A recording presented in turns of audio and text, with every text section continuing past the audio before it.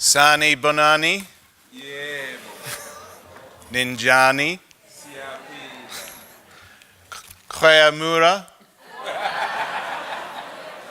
Good morning, everyone.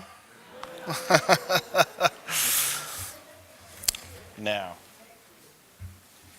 I'm so excited to be in Africa. Absolutely thrilled to be in South Africa to see you today. This is my first trip to Africa.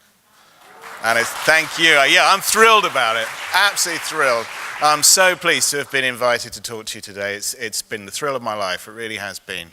And I've met so many people, and I don't think I've said hello and greeted as many people in the last 3 days than I have in my entire life before. It's been absolutely wonderful. Absolutely terrific. So I'm very pleased to have accepted your kind invitation and the invitation of the committee to come and speak with you today. Of course, Selvan has been to see us in London, and he'll remember that last time he was here, when he was in London, he went off to see somebody important for tea. I can't remember who it was, but this was the scene, so I'm sure he remembers that scene very well. Now, what I want to do is to tell you about. First of all, I did want to do this actually. Can I show you these? I took these pictures on Tuesday because I went up to the Shushului Umfolozi game reserve. Many of you will know it, just up the road. It was my one free day in Africa, and I took these pictures and I showed them to my guide who took me around there, and I said, I'm going to put these pictures in my presentation on is it Thursday today? I've lost track of time. On Thursday. And he said to me, Andy, they're South Africans. They're not going to be impressed with those pictures. And here's one particular South African that didn't want to get to know me. Look at that. As she's running away from that. Anyway, but I had a wonderful time up there. I had an absolutely marvellous time. So I want to tell you today a little bit about London University's Purchasing Consortium. We've been going since 1968. Not me personally, obviously. I was only a little then. But and I want to talk to you today. It's a serious subject I'm going to talk to you today, and it's about our members' values and how we try to reflect those values when we're buying goods and services for London's universities. Oh, and I should say, by the way, that I bring with me the very warmest of greetings from your colleagues and friends who are doing procurement for London's universities and indeed for universities right across the United Kingdom. So I bring you their warmest wishes, and I'm sure I'll return some of the warmth when I go back. So that's great. It's great to see you. Excuse me. So what I'm talking about today is that our members have a desire to buy goods and services, and so that we can supply education to people without bringing harm to others, wherever possible.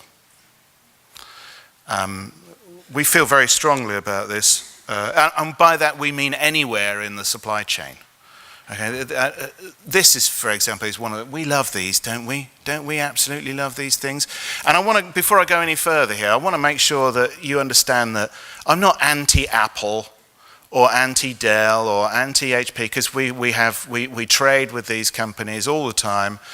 We spend a lot of money with them. They're our friends, they're our partners, they're good people. All we want to do is to try to help them have better supply chains for people that work in them. That's all we want. I think that's a pretty reasonable thing to do when we're spending millions and millions of pounds, millions of rand every year on this. In fact, what I can tell you is that public service organisations in Europe spend 94 billion euros, which I worked out is 1.4 trillion rand every year on electronics. That's public services in the European Union. In the United Kingdom, our universities spend 16 billion rand every year on IT goods and services. And that includes a couple of billion rand on desktop PCs and notebooks, laptops, every year, and another 2 billion rand a year on Apple products specifically. And that's not just by institutions, but that's by staff and students as well, because we have a deal that's open to staff and students as well. And I guess An ABC American television news reporter, a lot of the images I'm going to show you today belong to them, talked about what a difference it makes when you know, if you're eating a steak, and apologies to the vegetarians among you, but if you're having a steak, it kind of changes the experience when you know where that steak has come from and how it's been farmed and so forth, doesn't it? It does. If you're assured about the fact that it comes from it's a farm assured product, that steak can taste a lot better. And I think it's the same with these things. You want to get the assurance that the supply chains that these products have come through are ethical and treat people in those supply chains as well as you would wish to be treated by your colleagues and by your bosses. And that's all that we were. Have you heard of this company? They trade as Foxconn. Some of you will have heard of them. That's their trading name. The company is called Honhai Precision Industry Company Limited, and it operates in a lot of countries, which I'm going to read out here: China, India, Malaysia, South Korea, Japan, Mexico, Turkey, several countries in Eastern Europe, Australia, and in the United States. They have a plant in the United States. Their major customers are Acer, Amazon, BlackBerry, Cisco, Dell, Google, HP, Intel, Nintendo, and Apple. They do the final assembly. They put together that iPhone that's in your pocket, in some of your pockets. That's what they do. They do it in plants all over the world. This is the Shenzhen factory in China. It employs between, get this, 230 and 450,000 people, right? And 50,000 of the workers, 50,000 live in the factory. All right, so they have dorms, they have catering, sports facilities, they have their own TV station, they have a fire brigade. Believe it or not, it's an amazing place. But the work for the workers is intensely repetitive. Foxconn, in fact, has said that if there is too much pressure on them to bring about higher pay and better working conditions for the workers, they will think more seriously about automating more of the processes. So we do have to be careful here about our relationships with companies like Foxconn that are in the chain, because we want to make sure we don't do people out of work, right? What we want to make sure is that they get proper, decent working conditions. But it's, you might be amazed when you realize that these huge sheds with rank after rank after rank of workers, and they work in silence, by the way, and they're not allowed to talk to one another on the shop floor. No, they have to work in absolute. The only people talking are the supervisors who, bark orders, and they're doing this for up to 10 hours a day. Yeah, 10-hour working day is pretty standard in these factories. And what might surprise you to know is that a lot of the manufacturing is done by hand. Your iPhone is not made by robots. In fact, there are 141 steps in manufacturing an iPhone, and each iPhone has been handled by 325 pairs of human hands to make it. Yes, indeed. Many of the employees that you see as you go around, they're young people. Many of them will be students, the people that we all rely on for our jobs. And many of them are 17 or 18. There have been allegations and there have been stories about child labour. But I must say right now that those stories are not substantiated by at least not at Foxconn, by the auditors that come in and do monitoring checks on behalf of some of the organisations I'm going to tell you about later. But there have been some stories. The workers routinely toil for 10 hours a day, as I expected, on repetitive tasks, and each 12-hour, it's a 12-hour shift. It includes 2 meal breaks, so you will see the workers marching single file to to their canteen twice during that each shift. Now I told you about the 50,000 that live on the site. This is one of the dormitory blocks, and each room is shared by 8 strangers. So there are 8 to a room. Now, although we might be critical about this, actually I'm told that many of the workers are migrant workers that come in from rural areas of China to work in the city. And I'm told that, I've not been there myself, but I'm told that many of their living conditions in villages in China don't compare well with living conditions in the factory, actually. So in a way, I suppose you might be thinking, well, living conditions might be better in the factory, but they still have to share a room with 7 strangers, which I think is pretty rough. And you don't get an awful lot of space. And yet, despite this,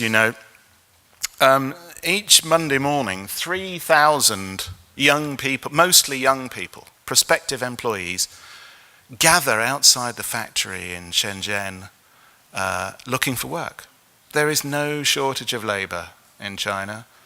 And the turnover of workers in the factory is such that 80% of these will be employed on that day. They will get work.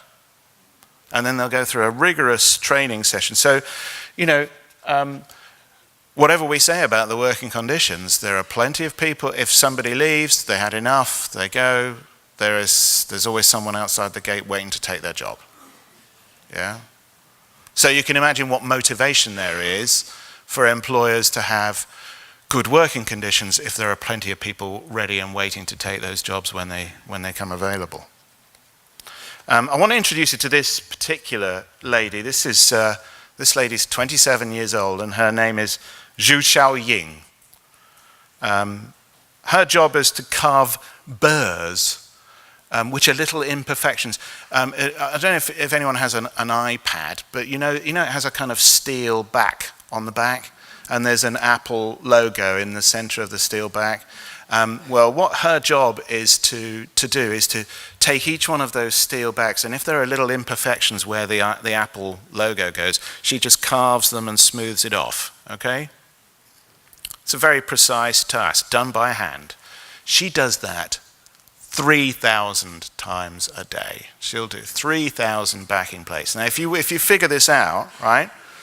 She's on the production line for 10 hours a day, working in silence.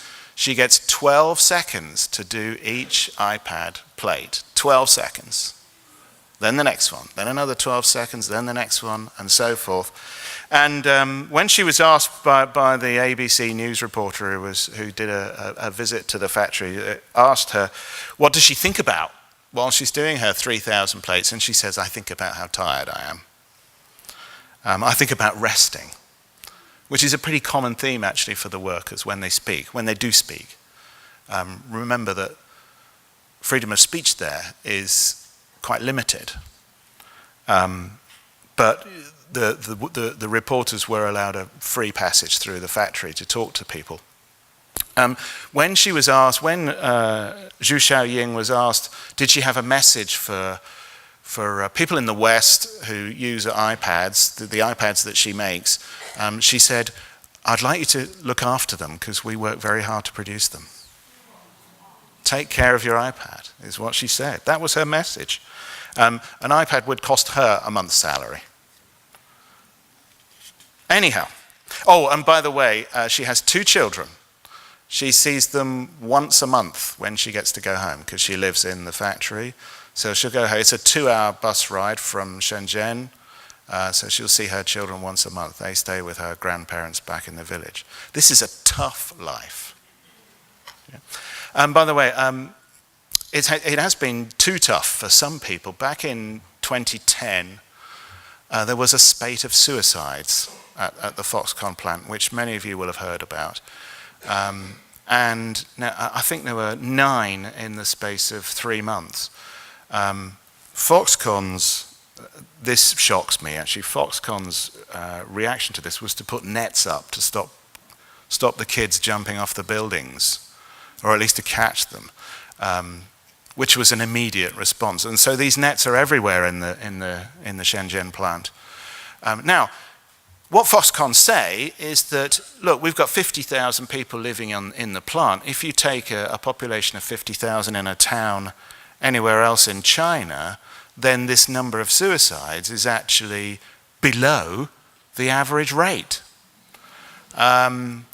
And okay, that's a fair point. But those 9 suicides happened within a 3-month period. So in other words, there was connecting behaviour between the workers. So that they'd heard about the suicides, and some of the young kids started to think that was a potential way out for them and their problems.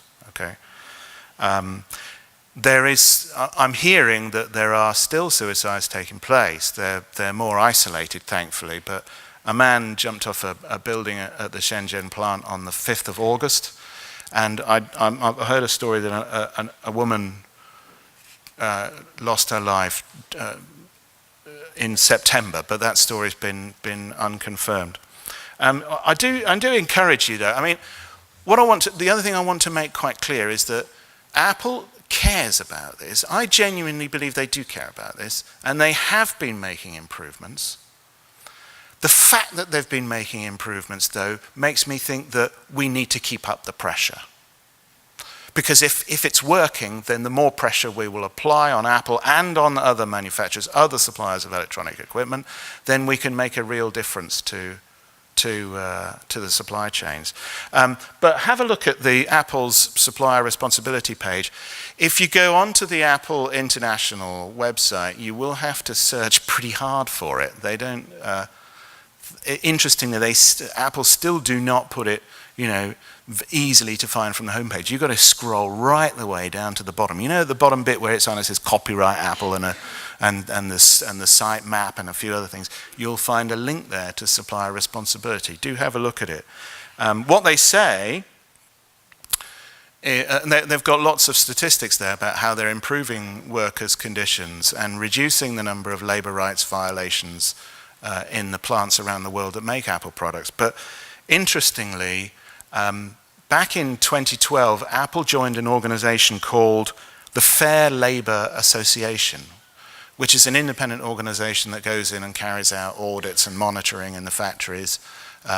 They're never unannounced, though. The auditors, the factories always know when the auditors are coming. I don't know what that says to you, but I think if I know if I know that when my mother-in-law comes around, I have a little tidy up in my house. Is it possible they're having a little tidy up, before they come around? I don't know. Now, one of the big problems there is that overtime, there are laws in China about how much overtime you can do. I believe that the limit is 36 hours of overtime per month. That's written in Chinese law. But routinely, workers at these plants are racking up overtime of between 60 and 100 hours. Now, Apple say, very proudly they say, 92% of their output is manufactured by workers working a maximum 60-hour week. Right? 60-hour week. That's 6 days a week, 10 hours a day. But that means that 8 in every 100 iPhones are manufactured by people who are working more than 60 hours a week. What sort of life are they leading? And, they'll be being paid between $2 and $2.50 an hour. Most of the workers in the factories don't even earn enough to pay any kind of income tax to the Chinese government, even with some overtime. Some do when they've worked enough sufficient overtime, they start attracting tax, but the vast majority of workers don't. Let's go back to that 92% statistic. So 92% manufactured by workers working a maximum of 60-hour week. Foxconn employs 1.2 million people worldwide.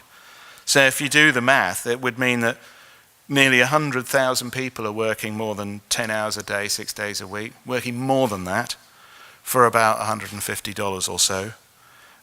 There are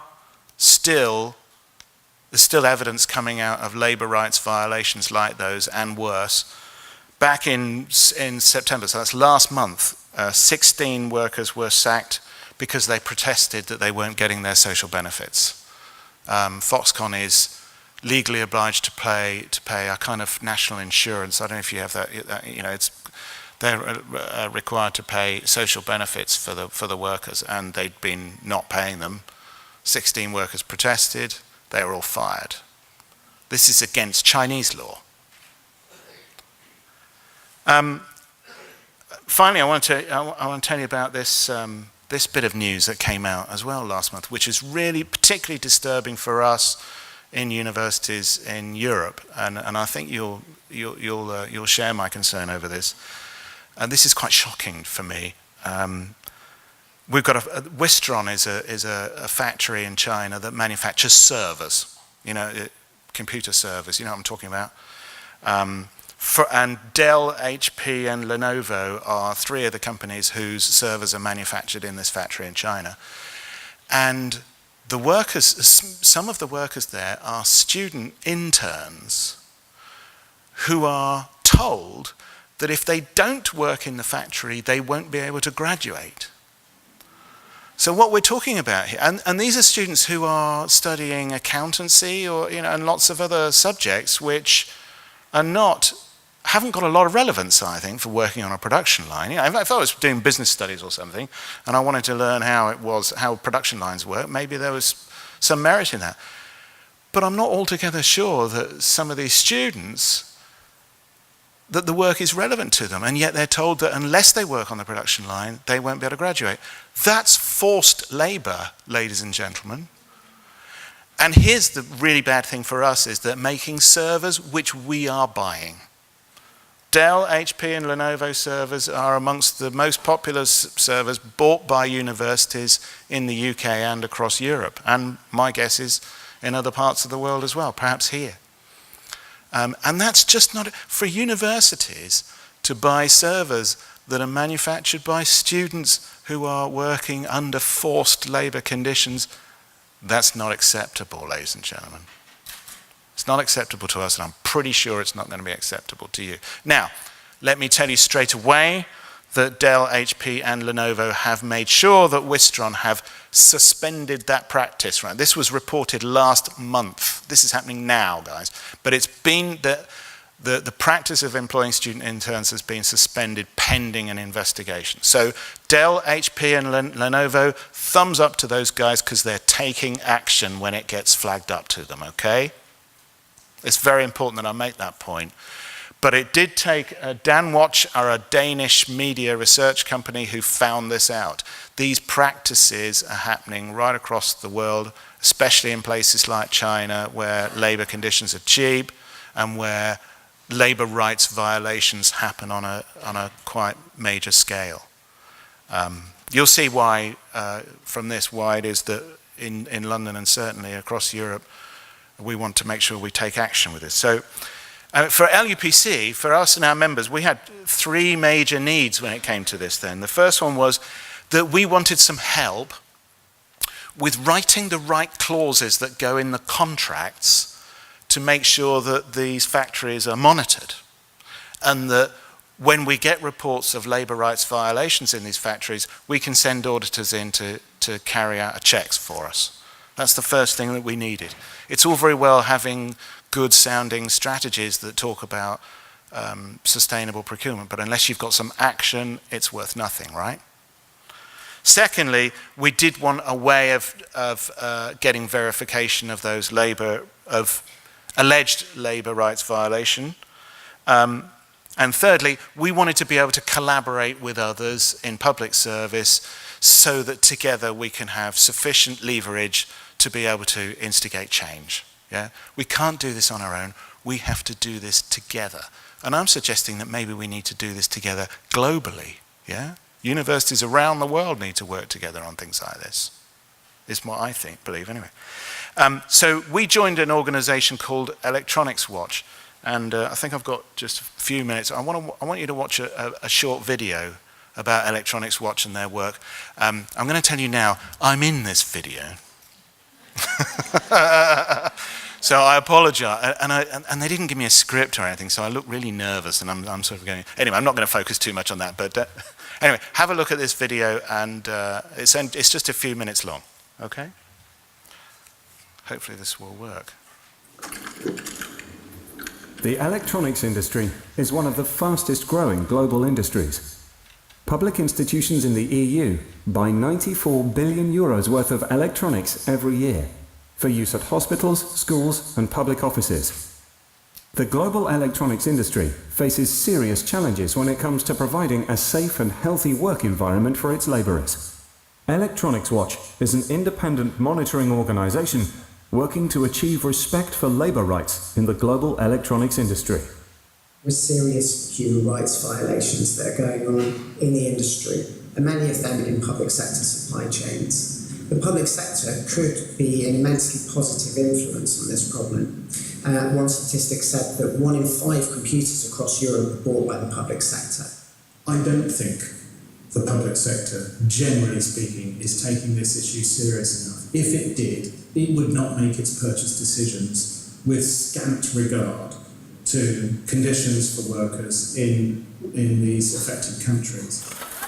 The electronic industry is global. It engages people from all over the world, from the mineral mines in Ghana and Congo to the electronics manufacturing in South Korea, Vietnam and China. Many of the semiconductors for the large computer brands are produced in South Korea. A factory worker here faces 500 to 1,000 different chemicals daily. 이름은 김미연이고요. 나이는 만으로 35살 됐고요. 반도체에서 근무한 지는 15년 2개월 근무를 했어요. 근무할 때 뭐 두통이나 생리통, 그리고 뭐 불임 이런 것 때문에 힘들었다가 자연 임신이 됐는데 그것도 포상기 때 임신이 돼가지고 제가 유산 수술을 하고 그리고 그게 호르몬 이상이 생겨서 용모성 종양까지 이게 발달이 돼서 제가 항암 치료까지 다 받았었거든요. 반도체 근무해서 얻은 질병이 그 근무 환경이랑 연관이 있을 수도 있다고 의사 선생님이 그렇게 말씀해 주셨거든요. The factories in manufacturing countries like China and Vietnam are running day and night. At the assembly lines, workers are standing 12 hours, 6 or even 7 days a week. Nhất Việt Nam có là một thị trường lao động dồi dào, có nhân công rẻ và các cái nhà đầu tư như Samsung, Nokia lên tìm kiếm những cái thị trường như vậy. Những cái vấn đề của người thách thức và vấn đề của người lao động của Việt Nam gặp phải đấy là hiện nay luật an toàn lao động của Việt Nam thì chưa cập nhật và chưa đủ đảm bảo cái an toàn bảo vệ cho người lao động. Trong khi đó thì nhà nước thì có luôn có cái chính sách trải thảm đỏ với các nhà đầu tư mà thiếu cái sự quan tâm đúng mức đối với cái tác động về mặt xã hội và cái sự hiểu biết đối với tăng cường cái hiểu biết đối với quyền lợi của người lao động. Thời gian của em làm việc là 12 tiếng. Thu nhập bình quân của em thì là 6 triệu một tháng, tính trung bình ra. Đó là tính cả làm thêm. Còn nếu như mà chỉ không làm thêm giờ thì là chỉ có tầm 4 triệu. Và nó cũng chỉ đủ để chi trả cho việc ăn ở và đi lại với bình thường.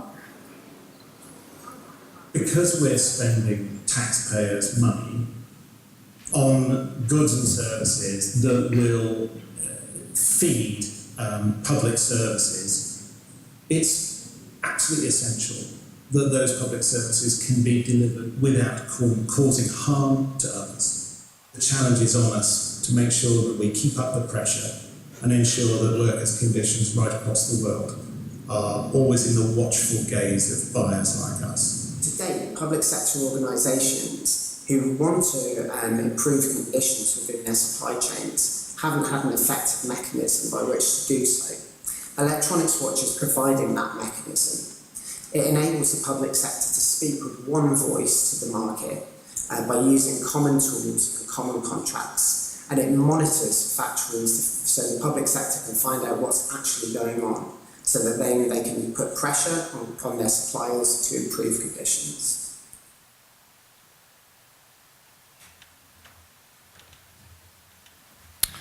Thanks very much for watching that. Just to close then, I want to talk about, just finally, about this opportunity that I think we've got. These are the logos of the University Purchasing Consortia of the world. And we've got a few in the United Kingdom to start with, but I think there's a tremendous chance here for us to work together, don't you think? Because we've got some of the same suppliers, haven't we? Apple, for one.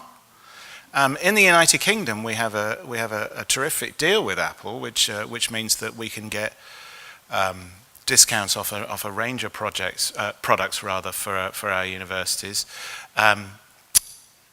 They don't discount the new items, you know, the iPhone 6S or whatever, because they don't need to, do they? Let's face it. But we can get some good. We get good discounts for our universities on some of the other products, for example. Why can't we do that together around the world? And why can't we collaborate? You know, these are the two best consortia from my point of view in the world. Selvan and I are having a conversation now about how we can have global deals with global suppliers. They want to be global suppliers, great. We'll have a global deal with them and a partnership with them maybe to support higher education around the world. Wouldn't that be marvelous? So we want to do that. That'd be great. Anyhow, thanks for listening. I've been absolutely thrilled to come and see you in South Africa, and I've enjoyed meeting so many of you. And I just wanted to say a couple of things to finish, which was, for example, buy a donkey. Quite what buying a donkey's got to do with... it's good for procurement, though, isn't it? It's kind of like the way there's a procurement sound to that. And Giyabonga Kakulu. Thank you, Andy.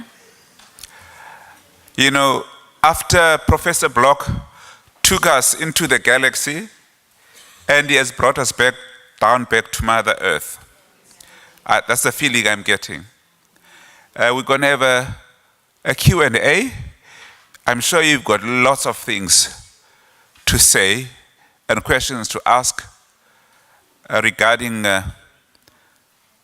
these various appliances and electronics that your able officers procure for us, and knowing where they come from, and that people have had to pay with their blood for us to have them.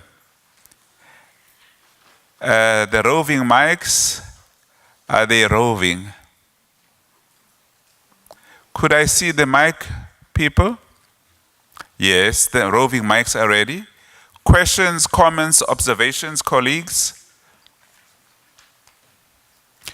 There is in the middle there. Thank you, sir. The floor is yours. Please introduce yourself before you ask a question or make your observation. Okay.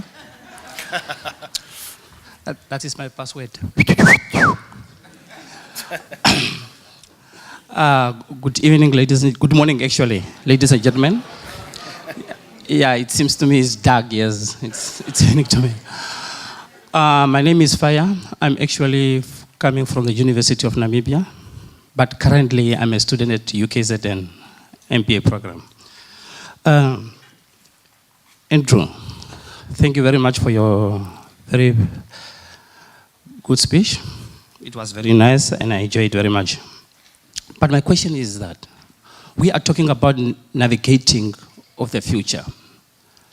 And you have mentioned most crucial two things, which is about the ethics in the companies, which is taking down the companies by losing their profit, and some people don't want to do business with them because of their situation. How are we going to the PACO? How are we going to medicate those unethical issues and in order for us to be sustainable in the future? Thanks for the question. Thank you for your question. I mean, what's clear is that acting individually, we can't do an awful lot. I mean, you can display buyer behavior. So you can, if you don't like the way a certain product is manufactured, you can buy another one, right? But actually, in the electronics supply industry, some of these issues apply right across all of the brand names that you've heard about and saw in the video and heard me speak about. In the future, what we need to do is to work together on this, because together we spend a lot of money with these suppliers, and we all know this as procurement professionals, they will respond when the pressure is put on them, and they already have responded to pressure from governments and public service buyers like us. But also, I've got a hunch that one of the reasons why our suppliers like working with us is because as higher education buyers, you have prestige for them as suppliers. Isn't that right? Your suppliers like supplying universities. It's good for them. It's good for you too. What we need to do though in the future is work more collaboratively. It's no good anymore working collaboratively locally, though I encourage you to do that. Alone that won't work. We need to do that globally. Think locally, act globally. Didn't someone say that once? And that's why I think we need to spend more time around the table figuring out our strategy for working with suppliers to improve their supply chains. Because remember, their supply chains are your supply chains. Thanks a lot. We've got time for one last question, observation, comment.